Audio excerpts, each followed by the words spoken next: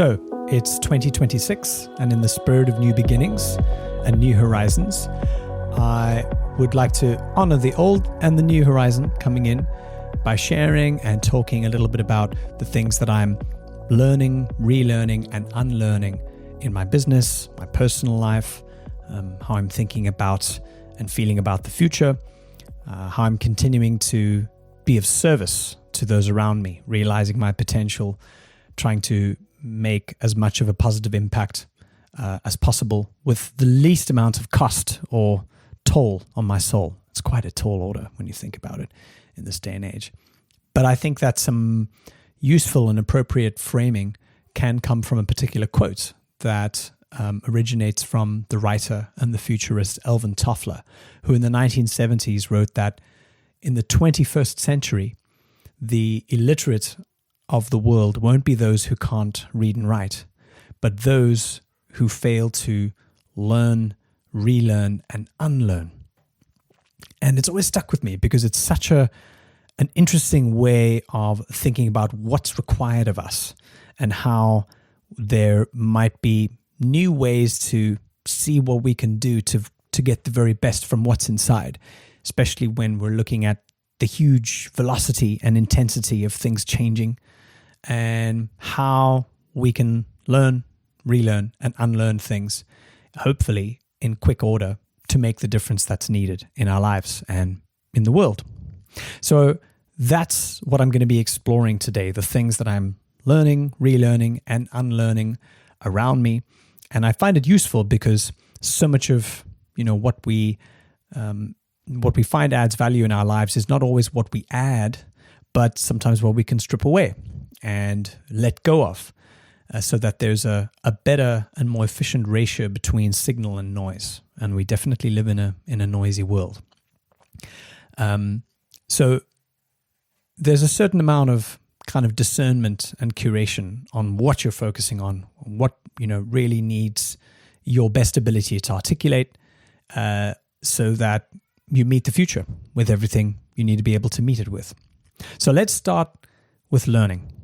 So something that I'm dedicating a lot of time to learning, and when we learn, we're adding to our knowledge inventory. If you think about it, we're allowing the information that we're soaking up, hopefully, to become wisdom or something applicable, so that it can become useful. It can become something that you can embody and carry out into the world.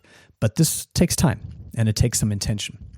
So the thing that I'm investing a lot of time learning, adding to my library, is all to do with artificial intelligence. So I'm looking at this mainly in a business building and sort of information companion capacity. Now, like hundreds of millions of people, I enjoy working with AI and learning how it works, in particular LLMs, large language models, because it allows me to store more information, keep track of what I'm doing. It's a great companion for keeping me on track on a number of different fronts. And obviously, it makes me so much more productive than I was 2 or 3 years ago. In fact, it's so difficult to think about all the things I used to do without ChatGPT or without all of the other things that I use now on an everyday basis that I almost don't pay attention to. So it's really quite stark how much of a difference it made in such a short space of time. Now, what's interesting here is that there's a lot to pay attention to outside of just AI. So firstly, there's a very well-worn parallel between the rise of AI and the rise of the internet. So even though they're 30 years apart, there's definitely some stark and very interesting correlations between how the rise of AI and the rise of the internet in this age of connection and information has really taken very similar paths, very similar exponential paths upwards. There's been a slow uptake, in the beginning, all the kind of the early adopters and the slow kind of creeping motion forward. And then suddenly, almost as though it happens overnight, whole cultures are shaped. It blows wide open. Everything changes. Countries, individuals enter into different agreements with each other.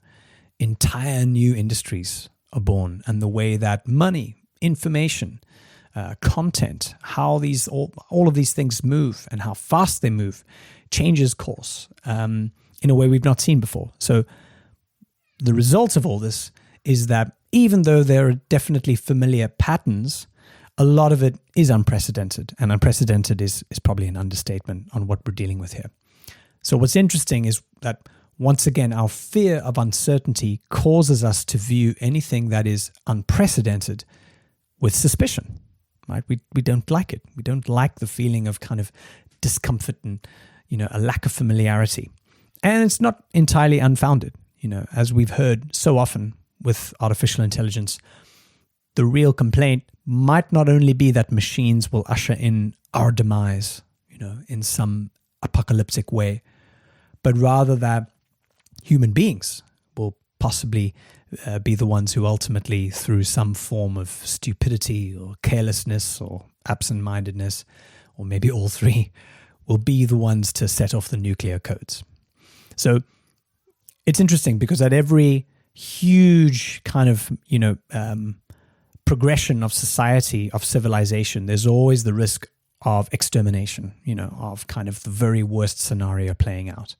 And this is something I've thought a lot about, I've researched, I've written a lot about this year, and something that will, I think, continue to be something I deeply think about and try and learn as much about to widen my perspective on coming into the new year.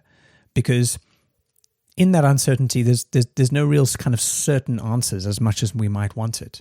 One kind of imaginative scenario that I feel is useful to think about, to point out, is something that I have heard Geoffrey Hinton say. And this was passed on to me by a friend originally, but he has this idea of AI and humanity, their relationship being likened to something of that of a mother caring for its child, perhaps its wayward child. And I find that interesting as maybe one possible scenario where our relationship with this thing that we've created ends up maybe taking care of us in a way that we're not able to for ourselves. And I think that would be interesting and definitely compelling in terms of an idea of how the future may play out.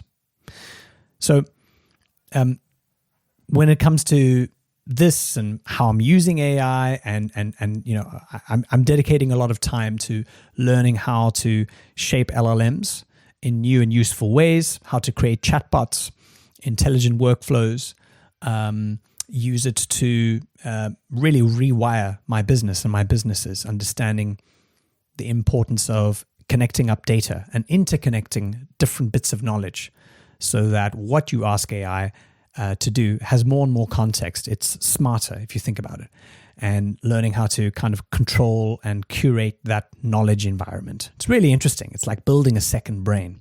Tiago Forte talks a lot about that.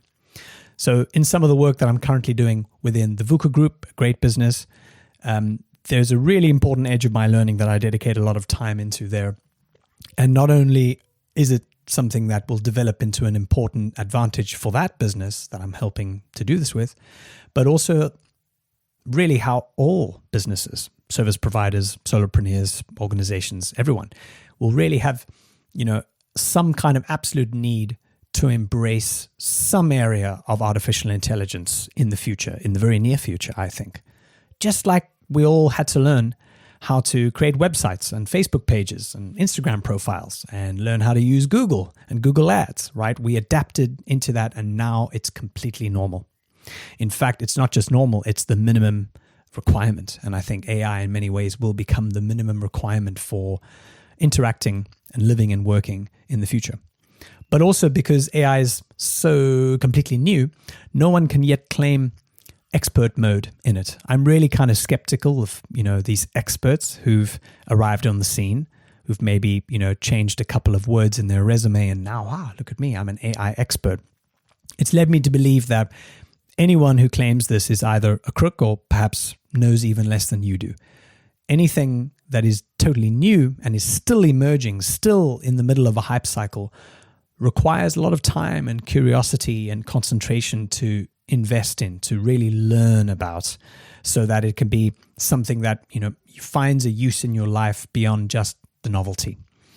So if it's something that you're curious about or that you're wanting to spend more time in, I really encourage you this year to really spend half an hour a day or 1 or 2 hours a week really dedicating some time to learning a bit more about AI. There are so many amazing free bits of content, courses, podcasts, articles, videos, all sorts of amazing sources of information available that would really, be a big misstep if you didn't try and dedicate a little bit of time to learning some of the basics and some of how, it's got that really amazing transformative power to really shift things for the better.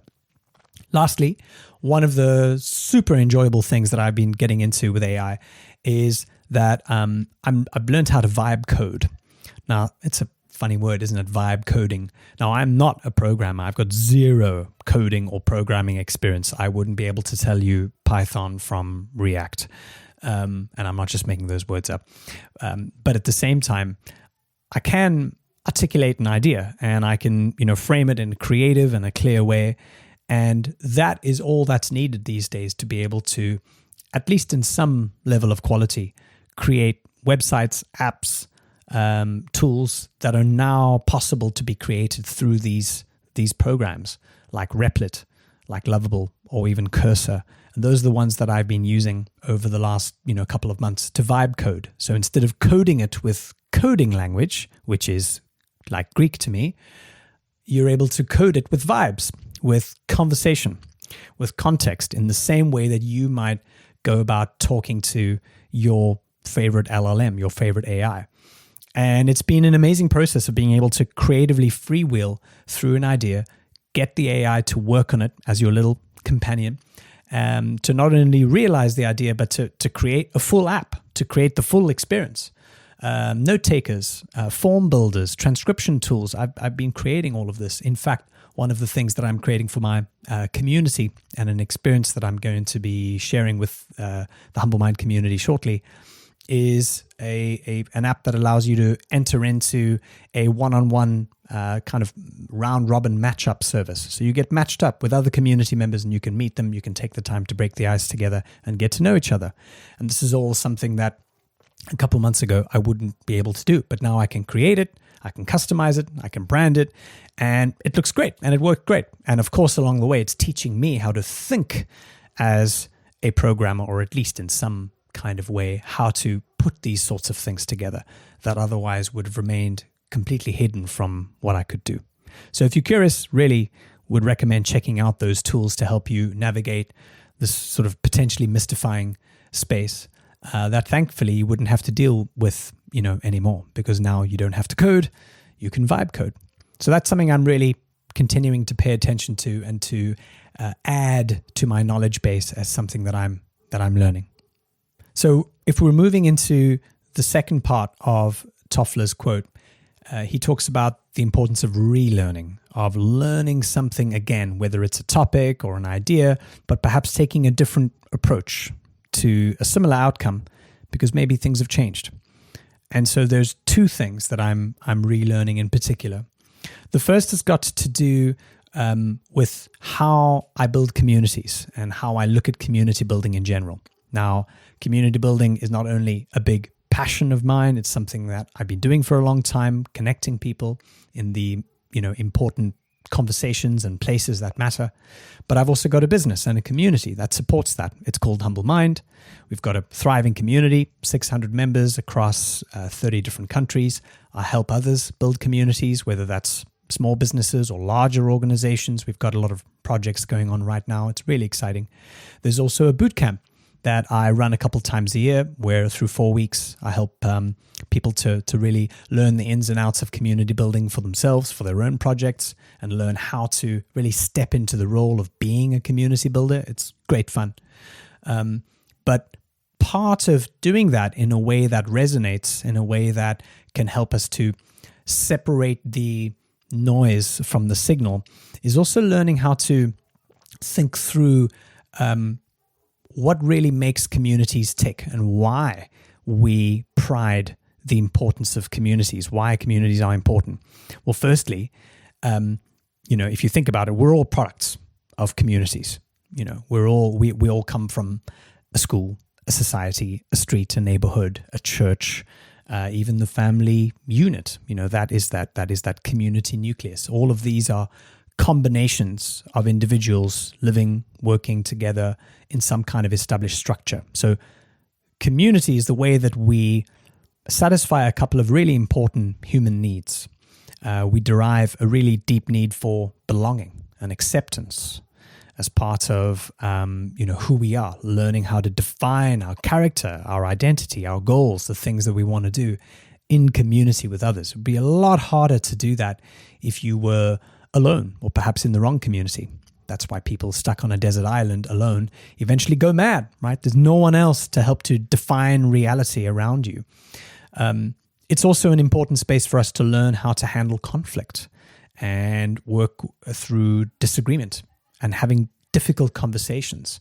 Communities are really, really effective containers for learning these sort of really specialized human skills or social skills.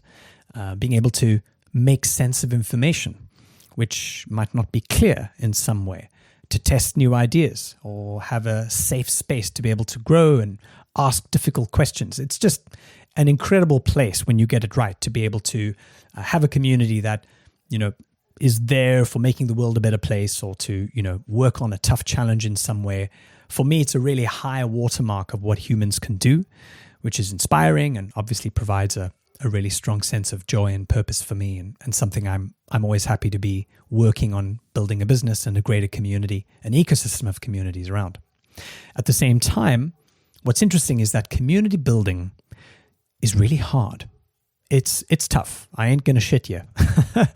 It requires a few different skills and affinities to be turned on and to be ushered in the right direction in order to be effective. There's also no guarantee, even if you get all of those things right, that any of this will work or that there will be, a success in your community, depending on how you might measure that, whether it might be 10 people or 10,000 people. It really does depend on, I've found, one really important thing, and that is whether the right people are in the room. So this is a topic that I call people curation. It's interesting. You curate a space, you curate a gallery, but can you curate a room with people in it? And I think you absolutely can. And that is what makes a community an experience that you want to stay for, or maybe, head to the exit. So what's interesting is that it's not just about like-mindedness. You don't just want to hang around people who are like you all the time.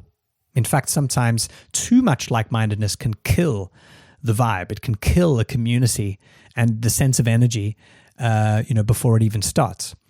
But ensuring that everyone in your community, in your space, has a sense of openness, a shared intention, and a willingness to contribute. Not all the time necessarily, but at the times and the rhythms that matter, so that there's something that can sustain the experience. And this is what I'm relearning. This is what I'm relearning about how to create and sustain those effective community experiences. Really, it's down to what I'm calling intentional interconnection. Intentionally, consciously, interconnecting the people around you in your community. And this is a really, really key role of any community leader or builder, whether it's online or real life. It means that you undertake a process to facilitate the connection between two or more members. And this is in total contrast to like networking. I hate networking. I even hate the word network. It sounds so transactional and 1980s.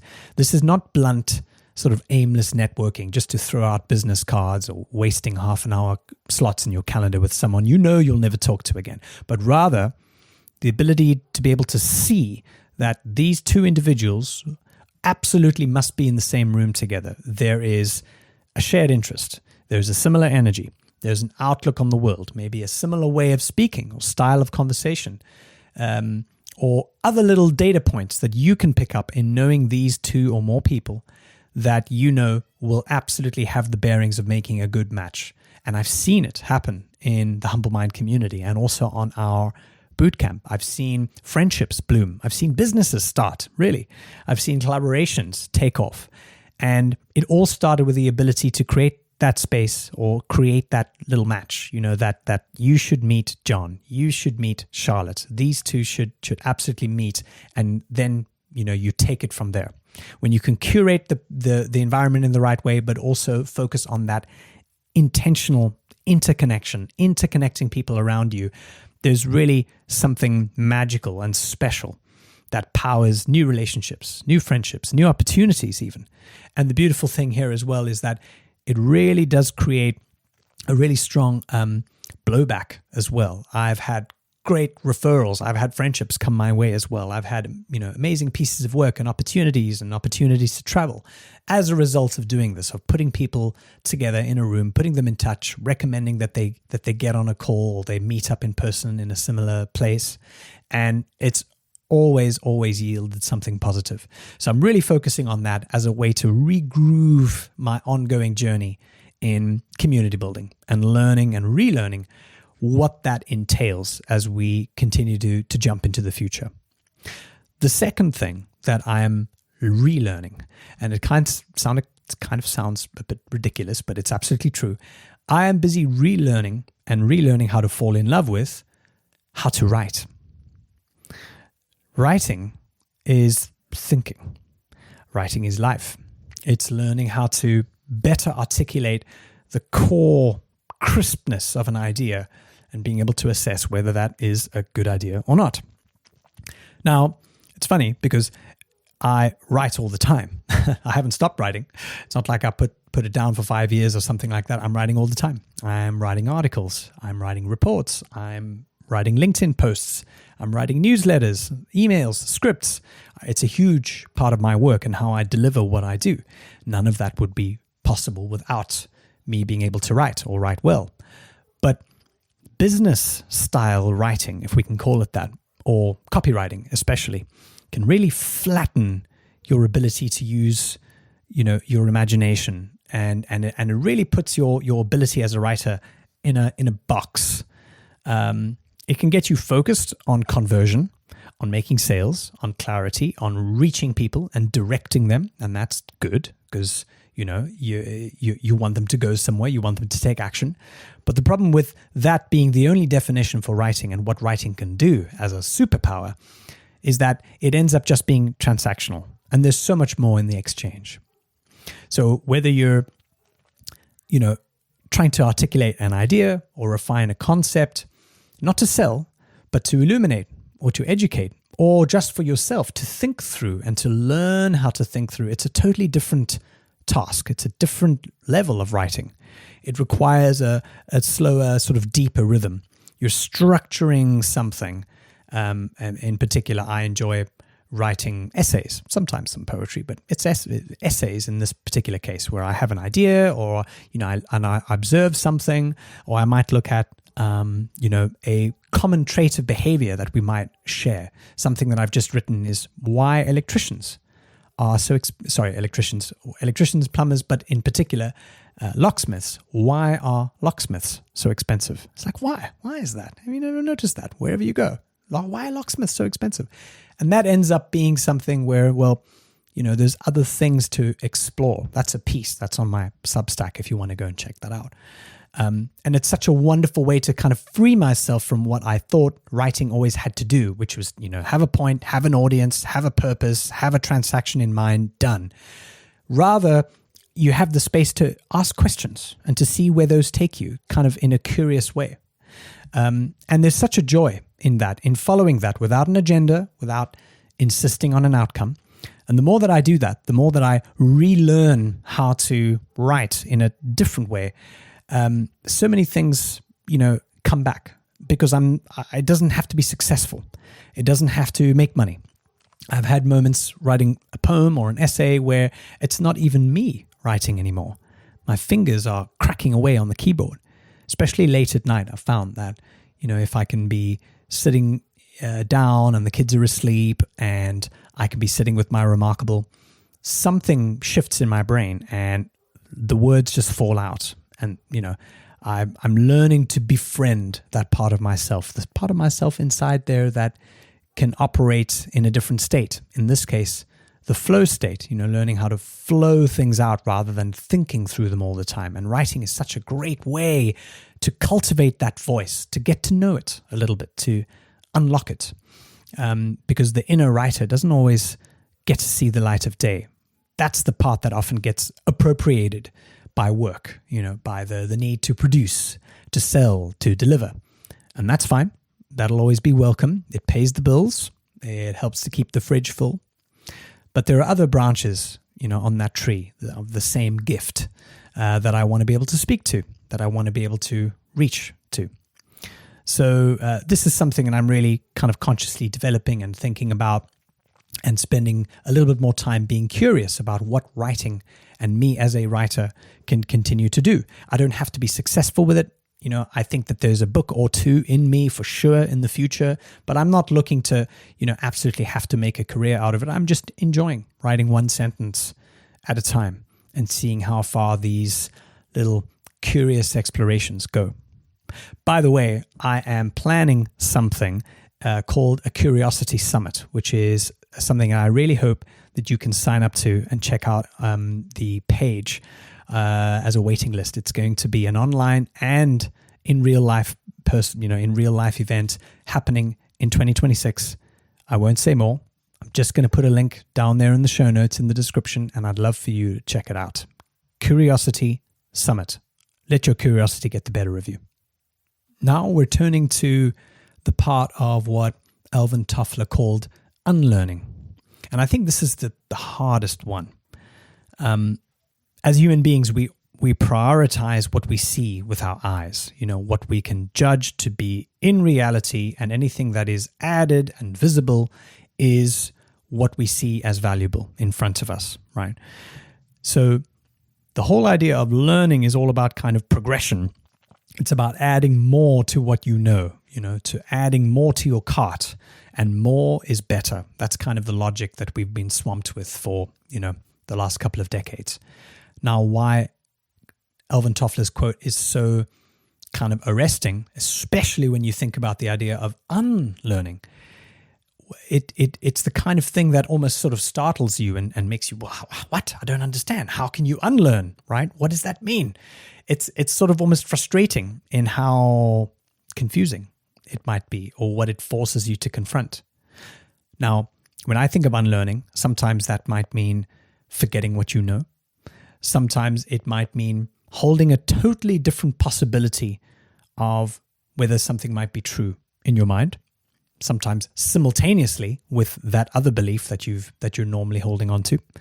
Sometimes it also requires completely rewiring how your neurons might be firing together. And that's hard, because so much of what we do every day is habitual, right? All of our beliefs and our thoughts and the questions we ask and the time of day we get up and what we have for breakfast and the way we take to work, on the tube or in the car. It's all of these things are pre-programmed. They're kind of done for us already, which is fine. We have to operate like that. There's an evolutionary mechanism that ensures that those sorts of things need to happen. There's a good reason why we don't pay attention to what our habits drive us to do unconsciously. But at the same time, if it's something that you're not aware of, especially over a long period of time, you end up going, whoa, okay, I've kind of, accumulated a whole lot of dirt on my windscreen here. And now I've got to stop adding. I've actually got to start subtracting. And this is something that I was really inspired in a previous podcast conversation with a friend of mine, Francisca Gonda.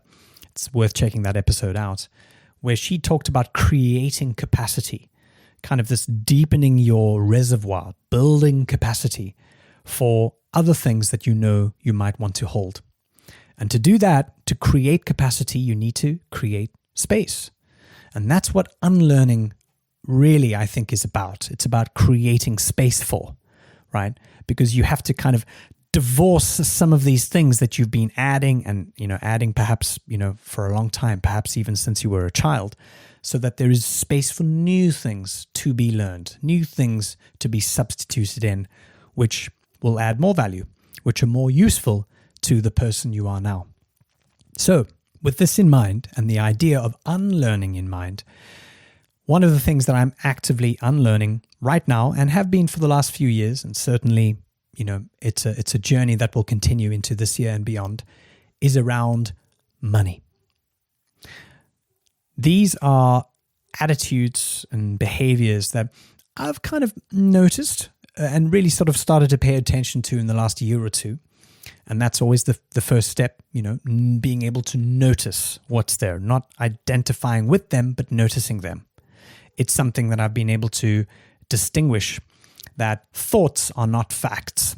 They're not something that absolutely carry everything about you inside of them. For example, I can shift from saying, I am poor, I'm penniless, no one wants to work with me, I don't have money, I'm worthless without money. All of these kinds of things that maybe we don't say outright, but definitely we hold on to as beliefs, and they form a lot of our thoughts, our inner dialogue. That, opposed to, it seems that money is not flowing to me in the way that I know it can right now. Now, that's a small shift, but it's definitely something that helps to create the necessary healthy distance away from the habitual thoughts and the patterns that often, define so much of our lives and ultimately so many of our behaviors, what we do, how our decisions are made, how reckless we might be with certain things. And it's taken a while for me to realize that I am not those beliefs, especially around something like money, where I'm not locked into this sort of abusive high school boyfriend style relationship with money, but rather I have a choice and I can reframe it in a different way. Now, it's also worth thinking about and defining money in this conversation too. I'm interested whether this might resonate with you. Money is how I, at least, make sense of energy, of value, and of relationships, right? If you think about money, it's really the underlying metric, the leading indicator that we've built around the modern world, right? We measure time in money. We measure effectiveness in money. We measure what an entire country's output, all of the creativity and the talent and the things that everyone can do, those millions of people, there's a dollar figure assigned to what they can do. Whether or not that's useful or accurate is beside the point. But the point is that we've denominated our human existence in the form of money, of currency. And there's many good reasons for that. That's fine that we do that. In many ways, it's the market speaking. It's how we're able to transact and buy and sell the things we want, and in many ways live good lives. But at the same time, it creates a sort of a default assumption that I think we don't really pay attention to, or even have the ability to notice how big that is and how that defines really who we are. We let it define who we are, and we let it make decisions on our behalf. And in fact, the bigger that kind of hold that it might have on you is, the harder it is to spot it, the more ingrained it is. Now, for me growing up, money was something that always was with other people. It was something that other people had. If we happened to have it, then it would be only a matter of time before it would run out. It was elusive. It was something you had to hold on to with kung fu fingers. You had to make sure that, you use it now, or, you got to save it. You kind of, make sure that you don't run out of money, because it always does. It always ends up finding a way to escape your hands, like trying to catch a bird. And this sort of belief of lack was definitely something that followed me into my adulthood. It's something that I also chose to stick with me, where eventually, once I learned to spot it, I realized, well, the underlying assumption under all of this, under money, how it's always, it's always around the corner. It's always almost there. It's kind of like, hard to get hold of. It's like it's this energy, that I just can't get enough of, no matter how much I try. The assumption under all that is that I don't deserve it. And I don't deserve not just a bit of it, but a lot of it. In fact, I definitely don't deserve a lot of it. And it's such a crazy belief, because if I look at how generous I am in my relationships, the fact that I'm a good dad, I'm a good friend. I like to show up for people. I like to be my best self when I'm working, when I'm thinking, when I'm sharing, when I'm doing stuff. I am definitely sharing, and my currency of my energy is really quite open and really quite giving. So why is there this little thorn on my side that insists on telling me that I don't deserve good things, that I don't deserve, in this case, the money that I should be making or that I deserve to be making?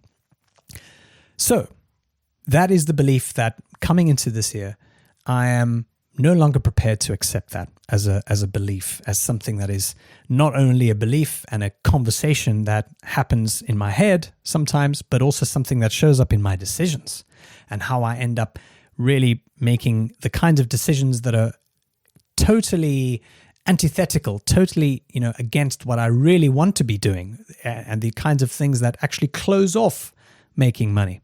And that's because I have thought about money as this thing that you've got to hold on to, and that, if it slips through your fingers, the only way to stop it from doing that is to hold it tighter and to not let it flow. And that's the real thing to understand, that I'm still learning to understand about money, that I'm unlearning and substituting with a new definition of what money is. It really is a currency. Obviously, it's a form of, you have many forms of currency with money, but it's a currency of energy. It's a currency of being able to understand that the universe and everything around us works in natural gives and takes. It works in ebbs and flows. It has to go in order to come back. It has to move left in order to move right. If you pull something too much in one direction and force it into a certain box, it's going to affect the other side of the equilibrium, and that is where it shows up in not showing up for you. That is where it feels and seems like it's not coming through for you.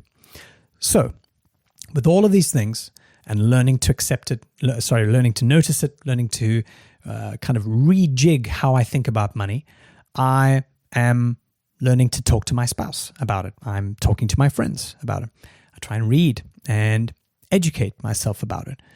And one particular thing that I've started to do, which has really helped me to remind me that the story I have in my mind about money is maybe it's not right. Maybe there's a different way to see it. Is I keep the income notifications that come up on my phone every time I get paid, every time money comes in through one of my businesses or to me. There's an income notification that comes in from my bank, and instead of swiping it away, I'll keep it there, sometimes for days or even a week or two, and I'll let each of those notifications stack up so that every time I check my phone, or maybe not necessarily every single time, but when I need to, or when I can be open to the reminder, I can see on my phone that there are at least 3 or 4 or 5 sources of income that is telling me, rewiring my crazy little brain, that money's on its way, that I'm allowing things to flow in my direction, and that there can be an abundance and a healthy flow of money coming to me. Here it is. It's not make-believe. These are actual, income. These are actual bank notifications coming in to tell me that it's coming my way, that I deserve it, that it's okay, and that I'm supported, that I have resources, that I'm making it work, and that I deserve not just that, but much more. So that's a really powerful one, and I'm always on the lookout for, little hacks and little fun little tricks like that to help me to just, remind myself, oh, okay, you know what? I'm on the path. It's okay. Money's coming my way. Even if a whole lot of it needs to be going out right now, it's okay. That's what it does. Because, you can't receive with a closed hand. And that's really the whole thing to be unlearned here. So that's a big one for me, and how I'm learning to not let it get stuck, but really, allowing a longer runway and a bigger, sort of vessel of acceptance to take place. So that's it. There's a lot of other things that I'm learning, checking out, listening to, podcasts that I'm enjoying, books I'm reading, and a lot of travel plans coming up next year. where we'll be, as a family, taking some time in Central America. We'll be traveling to South Africa. We'll be going to Portugal. We'll be going to Spain and perhaps even further afield.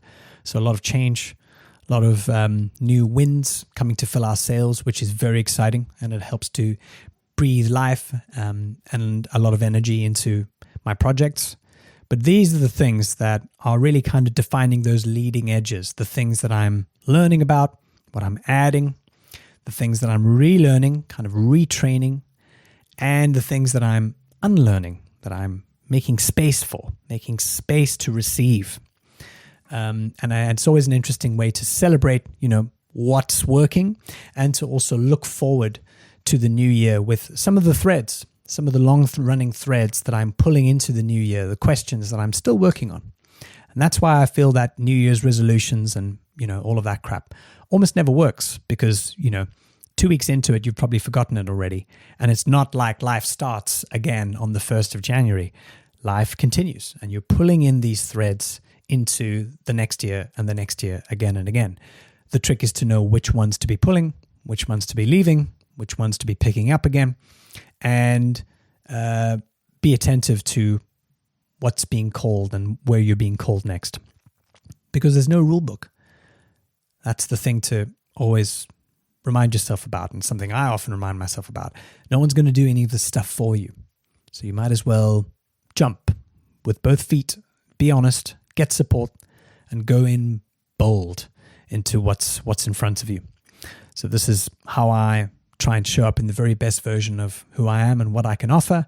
Someone who can connect people, be of service, be creative, and make a difference. And I know that if I am attentive to these questions, these things that I'm learning, relearning, and unlearning, I know I will.